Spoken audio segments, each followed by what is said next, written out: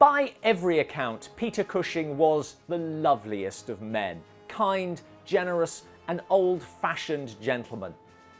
He is the unlikeliest of horror icons, but a horror icon is what he is.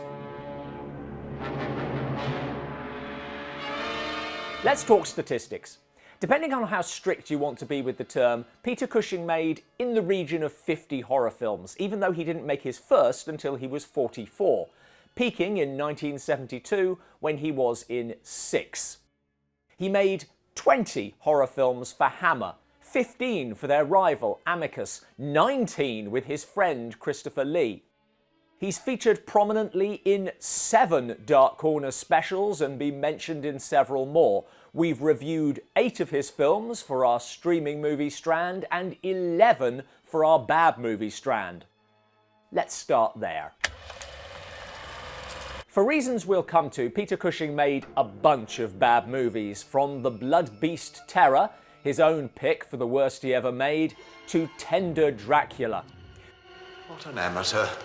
For every Frankenstein, there is a corruption, and for every Dracula, there is an incense for the damned. But our pick, representing all of Cushing's bad horror movies, is Shockwaves, a movie about underwater Nazi zombies.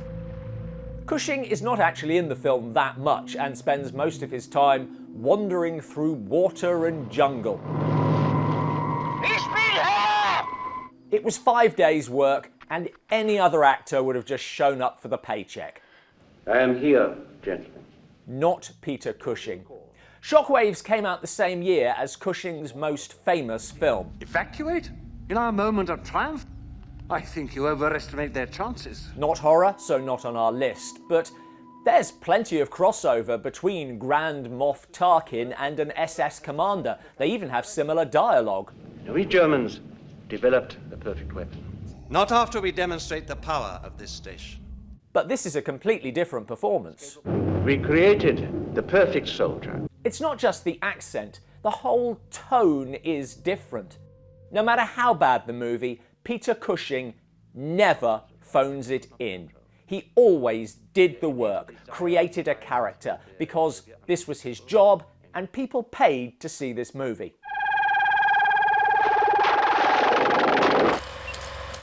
I don't think it's a spoiler to say that Cushing's first horror film, made in 1957, is further up this list. But we've decided to include a landmark piece of television that is, arguably, Cushing's first screen horror performance.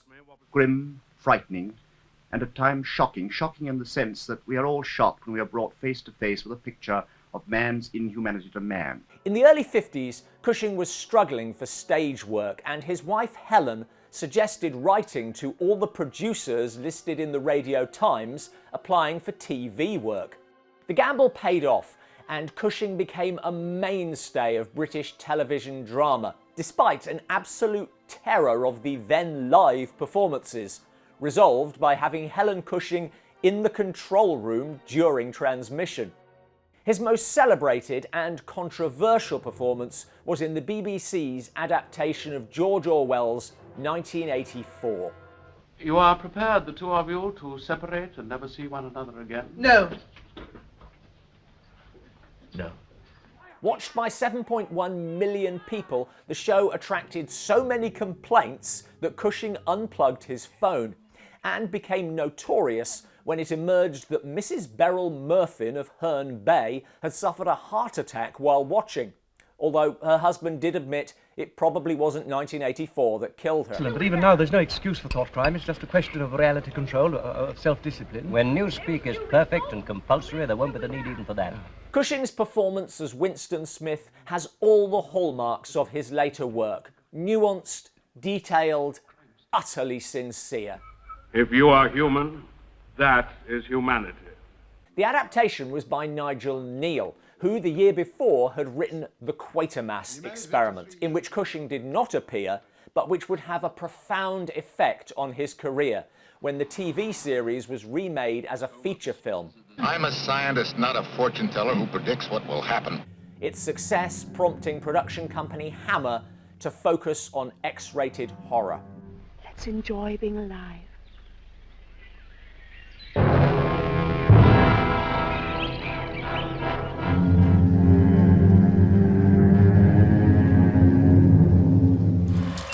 Cushing's final horror role, if you sort of squint for the sake of our top 10, came 30 years later in TV movie Sherlock Holmes and the Masks of Death, his penultimate film. Well, no one dies without cause, Mr. Mac. To be honest, it's not great, but the on-screen nostalgia of an older Holmes and Watson, played by John Mills, was repeated behind the scenes. The film was directed by Roy Ward Baker, the fourth time he had directed Cushing.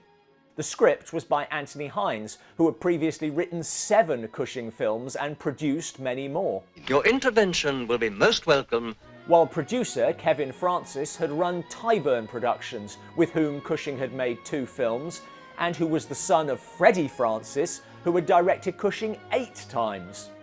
I'm lost without my boss.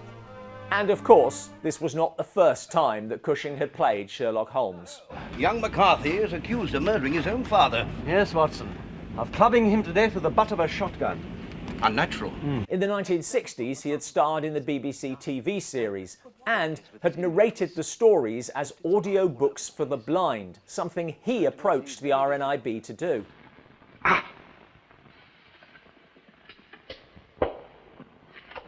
But his definitive performance as Sherlock Holmes has to be in Hammer's Hound of the Baskervilles, playing opposite Andre Morell's Watson and Christopher Lee as Sir Henry. Who's there? Hammer played fast and loose with the plot, gearing it more to their horror audience. But Cushing, an avid Holmes fan who collected the Strand magazines in which the stories were originally published, went back to the books, changing lines, helping dress the sets, relishing every moment, Terence Fisher's generous direction giving his performance room to breathe. Forgive me if my dramatic entrance startled you. The film was not a great success, and so a planned series never materialised. But Cushing's Holmes is so consistent you can spot the same mannerisms 30 years later. Unable to find acting work after the war, Cushing took to designing women's scarves, while his wife Helen, whose ill health had ended her own acting career, took in needlework. In 1946, Cushing auditioned for Laurence Olivier's production of Born Yesterday, his refusal to even attempt an American accent meaning that he fell at the first hurdle. But Olivier promised to remember the actor, and evidently did, as he cast Cushing as Osric in his film of Hamlet. Ah, your lordship is right welcome back to Denmark. The 1948 film marks the start of a collaboration that would stretch for 35 years. Cushing did not meet Christopher Lee during filming, but they would make up for that in 21 more films together, mostly horror. Alongside the classics of Hammer and Amicus, the pair appeared in Nothing But the Night for Lee's own production company, sci-fi horror Night of the Big Heat. Are you saying that Earth has become the subject of a probe, carried out by creatures from another planet? Yes, I am. Right up to their final collaboration, House of the Long Shadows. Don't touch her! Don't touch her, for God's sake! Vitriol. Get the water! God! Which features in our Vincent Price top 10. But our choice for this slot is Horror Express. What if one of you is the monster? Monster? They're British, you know. Though not the best of their collaborations, it is one of the most enjoyable, as the pair chase down a prehistoric ape man reanimated by an alien parasite on a train, while Telly Savalas goes nuts. It's always good to see Cushing and Lee on the same side, and the comic repartee perhaps gives us a glimpse of them as they really were. But you've got something live in there, I heard it. You're mistaken. We always remember the sincerity of Cushing's dramatic performances, but Horror Express shows that he was a gifted comedy actor as well. As I said when we reviewed it, it plays like a 1970s era Doctor Who, and I think this is the Doctor Who that Cushing should have made. Miss Jones has been assisting me. Bacteriology. Excellent technician. Rather than the two he did. Allow me to introduce myself. I am Doctor Who. The Doctor Who films, which I'm counting as horror for various reasons, were made by Amicus Productions. Often forgotten in the shadow of Hammer, Amicus is best known for the anthology horrors, which we'll get to, but Cushing made 9 other horror films for the company. Generally, these aren't as good as the anthologies, even when Cushing is alongside Christopher Lee, Vincent Price... Where is Conrad? Or both. Sort of. They don't appear on screen together. Madhouse, again, made our top 10 Vincent Price horrors, but here it is trumped by The Skull. Stylishly directed by Freddie Francis, the film has a great role for Cushing as an occult researcher who acquires the skull of the Marquis de Sade. You really are superstitious, aren't you? Christopher Lee also features amongst a cast of notables, but it's Cushing's film, his obsession driving events. Cushing was often cast as academics and researchers, perhaps because his own meticulous approach to acting was not that far removed. I am a scientist, not a madman. It's possible The Skull succeeds where other Amicus features fail because it's based on a short story by Robert Bloch, as were many of the anthologies, retaining the simple premise with a twist, but here extended using tense set pieces.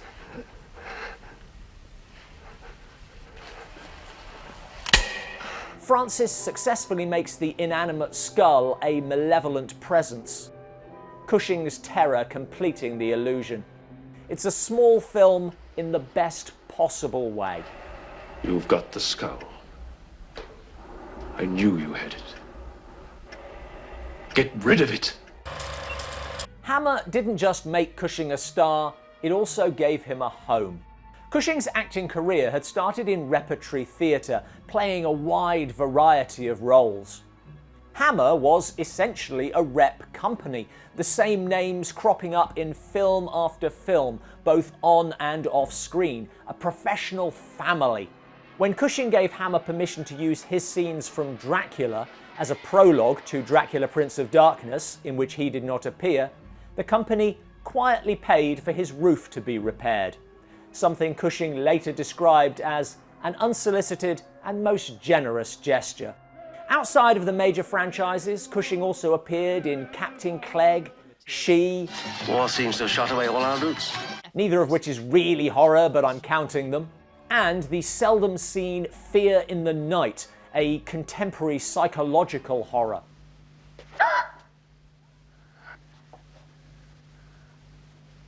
Sorry if I frightened you.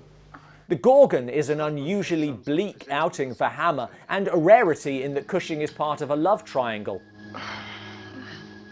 I'm sorry. While The Abominable Snowman was based on another TV play by Nigel Neal, in which Cushing had also appeared. There's also Shatter... But don't be here in the morning, or we'll have you floating face downwards in the harbour. Cash on Demand and The Sword of Sherwood Forest. All Hammer, but not horror. This is not a game, madam. I'm dealing with criminals. Cushing also appeared in 2 of the Karnstein trilogy. It would have been 3, but he was ill. And our pick for this slot is Twins of Evil. This is a controversial choice because it's neither the best of that trilogy nor of that list, and really has no business being this high, but we're picking it for Cushing's performance. Of course, the vampires are technically the villains, but Cushing's Gustav Weil is a different kind of monster, one who believes he is on the side of God and right. We commend unto thee her earthly body, and seek to purify its spirit. A challenging role for Cushing, whose own sincere faith was of a far gentler variety, yet he convinces utterly. Your parents are not yet cold in their graves. It's hard to appreciate now what a huge role colour played in the success of Hammer horror, because it's hard to imagine a time when so few horror films were in colour. But if the bright red of Kensington gore enhanced Dracula, it's The Mummy that benefits most. Universal's The Mummy has a nice gothic atmosphere, but it cannot hope to capture the opulent spectacle and splendour of ancient Egypt. Nor could Hammer, but colour was a big step in the right direction. Homage to thee, Osiris, thou mighty and beneficent being. The flashbacks give Christopher Lee something to do other than striding around and strangling people, while Cushing does his usual job of making the impossible plausible. I believe the intruder was a mummy, a living mummy. If the plot lacks some invention, the set pieces do not. One of them suggested by Cushing himself. The film's poster was created before the script, and the shaft of light passing through the mummy has nothing to do with the film. So Cushing came up with a way to justify it. Elsewhere, the actor was hospitalised, having been deafened by an overcharged firearm. Fortunately temporary. Cushing was set to star in the fourth of Hammer's mummy films, Blood from the Mummy's Tomb, but on the first day of shooting, he was called away when Helen, his wife of almost 30 years, was taken to hospital. She died shortly after. The first volume of Cushing's autobiography, written nearly 10 years later, ends with her death because, in Cushing's words, "My life as I knew and love it ended with the passing of my beloved wife." Cushing had met Helen Beck during the war when they both entertained the troops with Ensa, an old rugby injury precluding the actor from active service. After her death, he buried his grief in work, taking every role that was offered, as we have seen. Amongst the copious notes Cushing made in his scripts, the name Helen appears like a repeated affirmation. Her picture is used in some films. Is this your wife, Mr.? Yes, it is. And he channeled his emotions into moving performances. My wife is dead. I'm sorry. But when you said we, I assumed... I always think of us as still being together. Most notably as Mr. Grimsdyke in Tales from the Crypt. Shall I tell you something? My wife's name was Helen. Tales from the Crypt was one of the 7 Amicus anthology horrors, starting in 1965 with Dr. Terror's House of Horrors. An unfortunate misnomer, for I am the mildest of men. And ending in 74 with From Beyond the Grave. Can I help you at all? Featuring star-studded casts in tales of madness, greed, hauntings, violence, comedy, and more. Cushing appeared in all but The Vault of Horror because he was busy shooting And Now the Screaming Starts for Amicus. For the love of God, man, stop! Anthology films are a mixed bag, but even the least of the Amicus ones has at least one strong story. They gave Cushing the chance to play a diversity of roles, from the captivatingly creepy Edgar Allan Poe collector. Are those stories, my Poe, filled with nameless terrors, are written on modern paper because Poe has been brought back to us? To an antique shop proprietor whose customers are punished for their wrongdoings. Naughty. Shouldn't have done that. In Tales from the Crypt, Cushing was originally cast as the character eventually played by Richard Green, but he found himself drawn to the lonely old man tortured by his neighbours. In the script, Mr. Grimsdyke talked to himself, but Cushing suggested that he might be talking to his late wife, something he himself did. We've always got each other, haven't we, my dear? Made only 1 year after Helen's death, the raw honesty of the performance makes it one of Cushing's finest. Can you hear me? Can you hear me? Is there anything you wish to tell me? And outside of Cushing's segment, Tales from the Crypt is still one of the best of the series, with diverse and effective horror stories ably directed by Freddie Francis.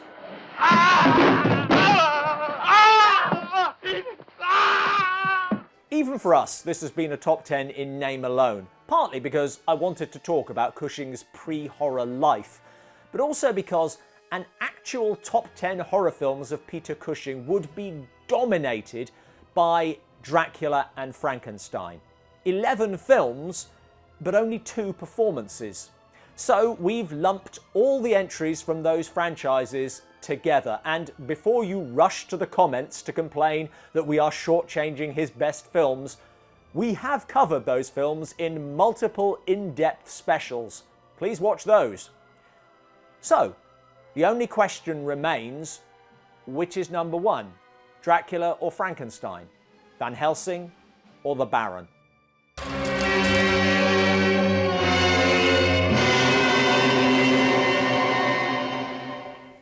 Controversial, and you can argue that if we were doing individual films rather than franchises, it would have gone the other way.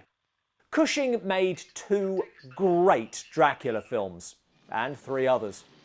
But if The Legend of the 7 Golden Vampires is for completists only, You must destroy her! and if Dracula AD 1972 and The Satanic Rites of Dracula are respectively camp and nonsensical, then Dracula and The Brides of Dracula are masterpieces of the genre.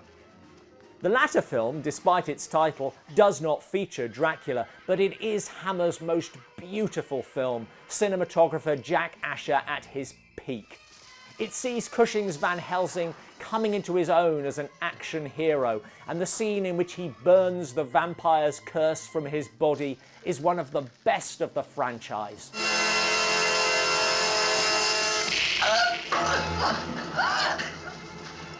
But it's that original that earns its place in horror history. It is the quintessential Hammer film, but made before that quintessence became formula. It has Hammer's best heroine in Melissa Stribling's Mina, a more mature woman than the ingenues on which Hammer would later fall back, and one who seems to quite enjoy her corruption. Good morning. And of course, it has Christopher Lee in his defining role. I am Dracula, and I welcome you to my house. While Cushing's Van Helsing is authoritative, We haven't asked for any help. You need it all the same. yet with a charming soft side. There. You look like a teddy bear now. Deftly negotiating the multiple props that gave him the nickname Props Peter. The 2 stars don't meet until the end, but it is worth the wait.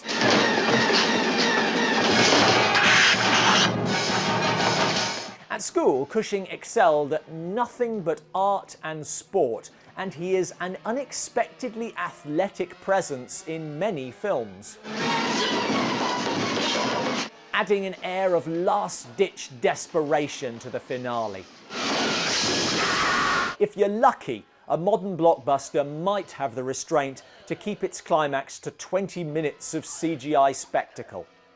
Hammer's Dracula is a lean 150 seconds of adrenaline.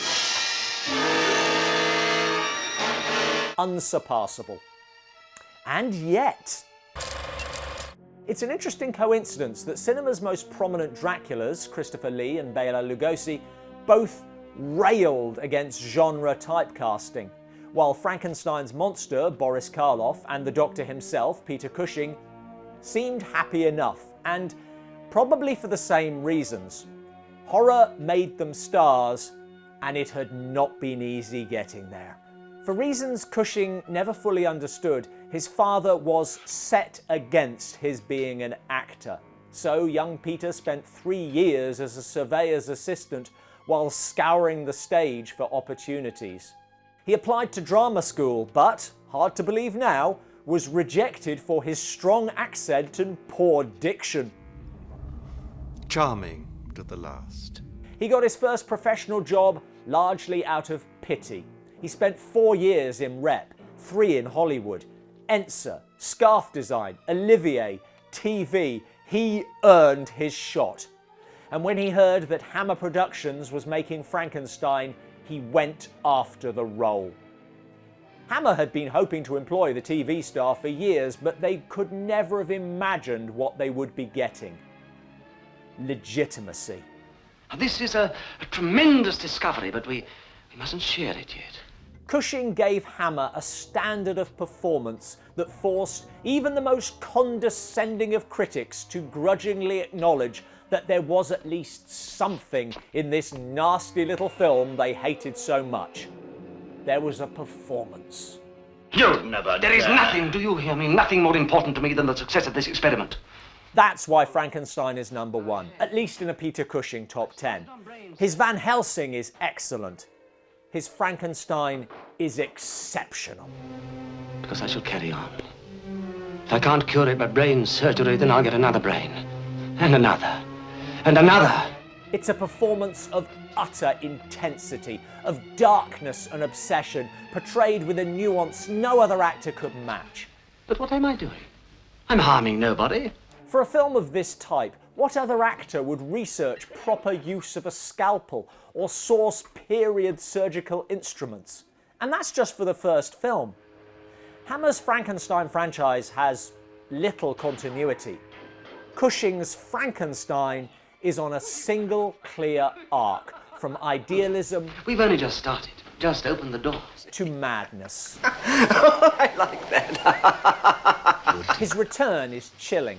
I swore I would have my revenge. His ambitions grow to absurd proportions. If I can transfer the soul to my apparatus, repair the damaged body, and then return the soul, I have conquered death. His methods decline from unethical... You must have it off. Have what off? This arm? ...to brutal.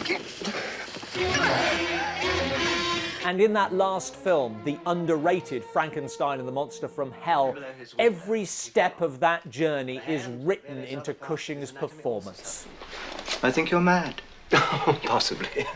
I must admit I've never felt so elated in my life, not since I first... That was a long time ago. Yes, Evil of Frankenstein is a bit of a misstep. That ring the Burgomaster's wearing, it's mine! And Frankenstein Must Be Destroyed suffers from that scene. But these are glitches in a series that is as moving as it is monstrous. Hammer's Frankenstein is not about the monster, it's about the man. But if you wanted to know who the real monster is, Cushing's portrayal removes all doubt. I'll give you life again. This was his first horror film. He'd worked incredibly hard to get here and had no way of knowing how this was about to change his life. This is Peter Cushing becoming a legend. Where did it all begin? Every time we do one of these videos, people complain it's not a proper top 10. So, to offset the comments, here's my personal top 10 Peter Cushing horror films. At 10, Frankenstein Must Be Destroyed. Flawed, but worth it for Freddie Jones' moving performance. Please. 9, The Abominable Snowman. Tense, intelligent horror. It isn't what's out there that's dangerous, so much as what's in us. 8, Horror Express. It's fun, Cushing and Lee are brilliant. Are you telling me that an ape that lived 2 million years ago got onto that crate, killed the baggage man and put him in there, then locked everything up neat and tidy and got away? Yes, I am. 7, Frankenstein and the Monster from Hell. I love this one. Creator of man. 6, The Skull. Higher than I expected it to be, but it's really tight storytelling. 5, The Mummy. Can't stand with the absolute best of Hammer, but it's entertaining. 4, Frankenstein Created Woman. Now we're into it. A bold premise and an extraordinary conclusion. I am constantly surprised at your lack of faith in my work. 3, The Brides of Dracula. This is Cushing's best performance as Van Helsing. He should have got his own franchise. 2, Dracula. Swashbuckling horror, endlessly entertaining with a climax for the ages. But at number 1, it's still The Curse of Frankenstein. I've created a being. Maybe Dracula is the better film, but the darkness of the story, the coldness of Cushing's driven Baron, pushes it over the edge for me. Look out, Professor, look out!